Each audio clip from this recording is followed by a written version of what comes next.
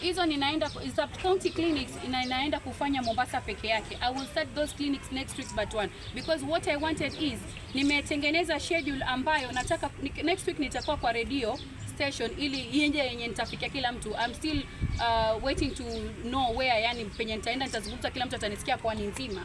Alafu sasa baada ya hapo ndo tutaanza kama na sub county ya Likoni, tukienda the following Saturday tena. Hii ni kitu ambacho sitaki kuifanya haraka. Nataka niifanye kwa utaratibu na makini. So nitaanza hata kama ni Likoni ama ni Changamwe, tukitoka hapo tunarudi tena kwa hizi radio stations, tunaelimishana hivyo zaidi, alafu ninatangaza tena nitakuwa wapi next Saturday hivyo. We have 6 sub counties in Mombasa, so I'm going to be in 6 sub counties in Mombasa. Kila sub county kabla niende nitakuwa najulisha watu prior ili wapate opportunity. Na sana naona nitakuwa nazifanya siku ya Jumamosi, kwa sababu siku ya Jumamosi ni siku ambayo kidogo watu wako flexible, kwa sababu during the week kila mtu ako kazini. Kwa hivyo nyote mnakaribishwa sana, mkuje tuelimishane na tusaidiane kutengeneza